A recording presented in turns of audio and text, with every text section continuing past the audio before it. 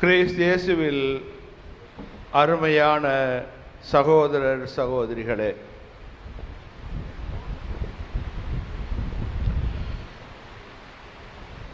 Argentina நாட்டிலே bonus ஏரஸ் என்ற ஒரு மறை மாவட்டம் உள்ளது. அந்த மறை மாவட்டத்தின் தலைமையிடம் போனஸ் ஏரஸ் என்ற இடத்திலே அமைந்துள்ளது. சில ஆண்டுகளுக்கு முன்பாக அங்கே ஆயராக, பேராயராக, கர்தினாலாக இருந்தவர் இப்போதைய திருத்தந்தை பிரான்சிஸ் ஆவார். அவருடைய காலத்திலே ஒரு நாள் பங்கு தந்தை கோவிலில் பூசை நேரத்தில் நற்கருணை வழங்குகிறார்.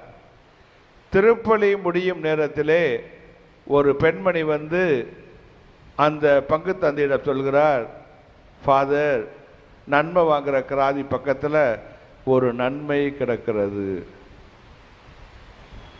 அதை பத்திரமாக எடுத்து வையுங்கள் என்று சொல்கின்றார்.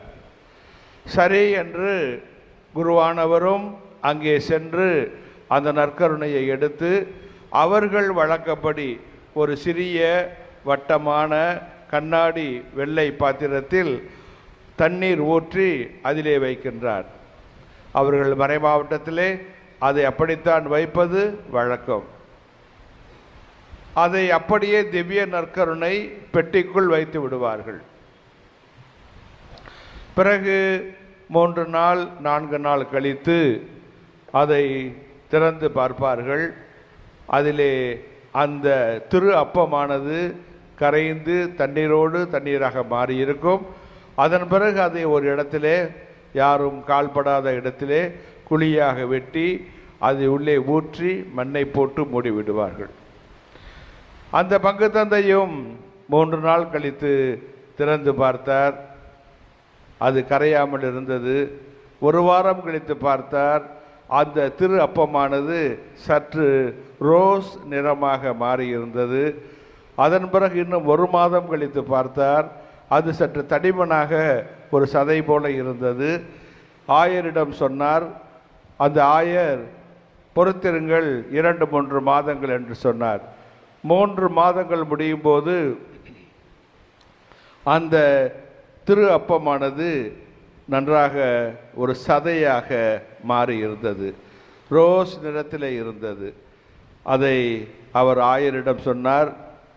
ஆயர் அதை ஆய்வுக்கு உட்படுத்த, அறிவியல் ஆய்வுக்கு உட்படுத்த அனுமதி கொடுத்தார். அந்த ஆய்வும் செய்யப்பட்டது. அந்த ஆய்வின் முடிவிலே என்ன சொன்னார்கள் என்றால், இந்த தசை என்பது ஒரு உயிருள்ள மனிதருடைய தசை, ஒரு உயிருள்ள மனிதருடைய இதயத்தின் தசை. அதில் இரத்த ஓட்டம் இருக்கின்றது, உயிருள்ளவரின் இரத்த ஓட்டம் இருக்கின்றது. அது AB வகை இரத்தத்தை சார்ந்தது. இந்த மனிதர் எங்கே வாழ்ந்திருக்க வேண்டும் என்று சொன்னால், மத்திய தரைக்கடை பகுதியிலே, மத்திய தரைக்கடல் பகுதியில்தான் இஸ்ரேல் நாடும் உள்ளது. ஆகவே இந்த போனஸ் ஏரஸ் என்ற இடத்திலே நடந்த புதுமையானது ஆய்வுக்கு பிறகு அது இயேசுவின் உடல், இயேசுவின் இரத்தம் என்பது உறுதி செய்யப்பட்டது. இதுபோன்றது திருச்சபையிலே லான்சியானோ என்ற இடத்திலே முதல் புதுமை நடந்திருக்கின்றது. இவ்வாறு இதுவரை திருச்சபையால் ஆய்வுக்கு உட்படுத்தப்பட்ட பிறகு நற்கருணை புதுமை என்று அங்கீகரிக்கப்பட்டவற்றின் எண்ணிக்கை மொத்தம் 142. ஒரு நற்கருணை புதுமை அல்ல, 2 நற்கருணை புதுமைகள் அல்ல, 142 நற்கருணை புதுமைகள் இதுவரை நடைபெற்றன.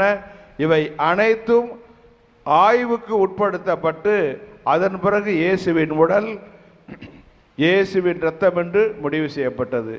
எல்லா ஆய்வு முடிவுகளும் ஏபி இரத்த வகையை சார்ந்தது என்ற அந்த ஒரே இரத்த வகையைத்தான் குறிப்பிடுகின்றன.